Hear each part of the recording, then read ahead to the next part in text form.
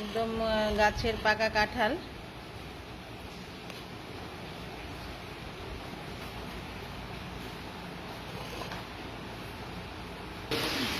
দেখুন বাইরের অবস্থা কি, প্রচণ্ড বৃষ্টি এবং ঝড় তুফান শুরু হয়েছে। কাঁঠাল গাছের পাকা কাঁঠাল ভেঙে নিল, সবাই খাবে। কি দারুণ ওয়েদার।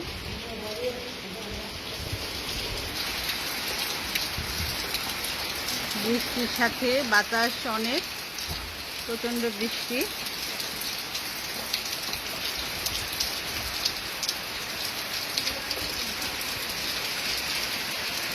দেখুন বৃষ্টির আওয়াজ, আসলে আমরা শহরে এই আওয়াজটা পাই না। আমার তো ছাদ বাগানে অনেক শব্দ, আর এত সুন্দরভাবে বৃষ্টিগুলো উপভোগ করা যায় না।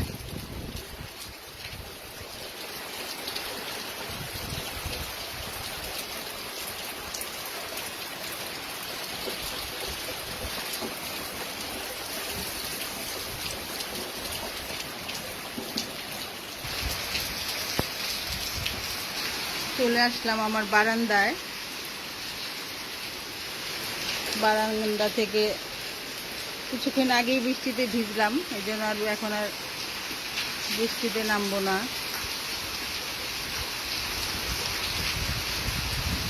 আসলে গ্রামে এরকম একটা বারান্দা থাকলে, একটা চারিদিকে সবুজ থাকলে আসলে অন্য জায়গায় যাওয়ার প্রয়োজন হয় না। আর আমি তো তেমন কোথাও যাই না, শুধু গ্রামেই আসি। আমার বাবার বাড়ি আর শ্বশুর বাড়ি গ্রামে। আম তো শেষ, তা না হলে এখন এই বাতাসের মধ্যে আমও পড়তো।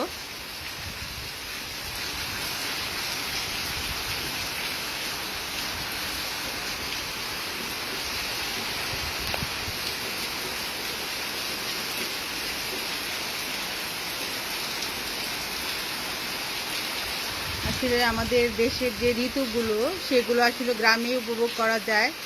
বর্ষাকালে একরকম, শীতের সময় এক এক রকম, মানে এক এক সময় এক এক রকম রূপ ধারণ করে, সেটা আমরা শহরে আসলে বুঝি না।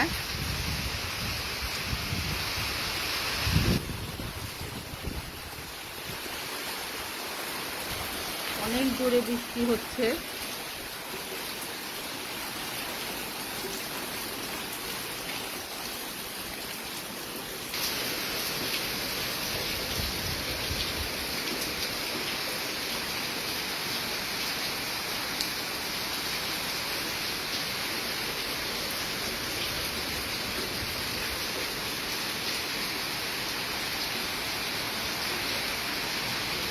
বৃষ্টির পানিতে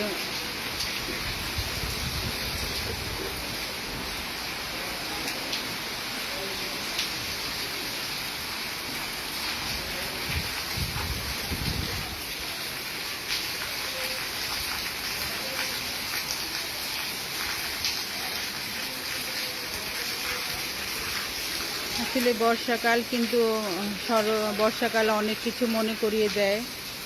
ছোটোবেলায় এই সিজনে, যখন বর্ষাকালে মানে এই সিজনটা যে কাঁঠালের সিজনে সে বৃষ্টি হতো, তখন এই যে কাঁঠালের বিচি ভাজতো, তারপর ওই যে সাথে সিমের বিচি ভাজতো, সেটা সবাই মিলে খেতাম। এখন অবশ্য এগুলো আর কেউ খায় না, মানে এখন আর কেউ পছন্দ করে না। আর আমরাও সবাই এখন এগুলো থেকে অনেক, মানে অন্যরকম একটা তাদের মধ্যে একটা যে আমি মাঝে মধ্যে খাই, কিন্তু এখন আর খাওয়া হয় না। ভালো লাগে, আগে সবাই সেই সেই সময়গুলো আসলে ভালো লাগার মতো ছিল। এই সময়গুলো আর কখনোই ফিরে আসবে না।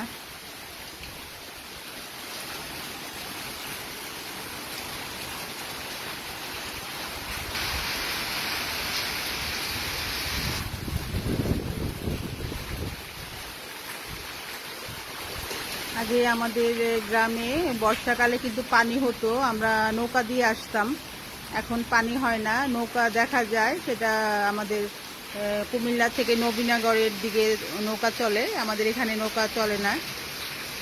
আর পুরো বর্ষার সময় তো প্রচুর মাছ পাওয়া যায়।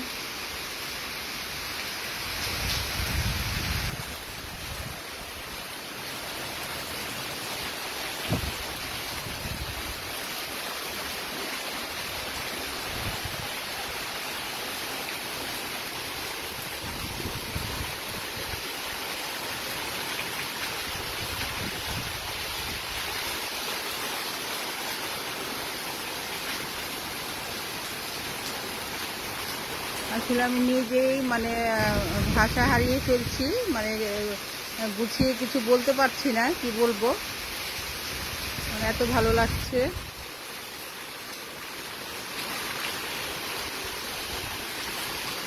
এখনো আমার কাজিনদের বাড়িতে যাওয়া হয়নি, কারণ বৃষ্টির জন্য বের হওয়া যাচ্ছে না।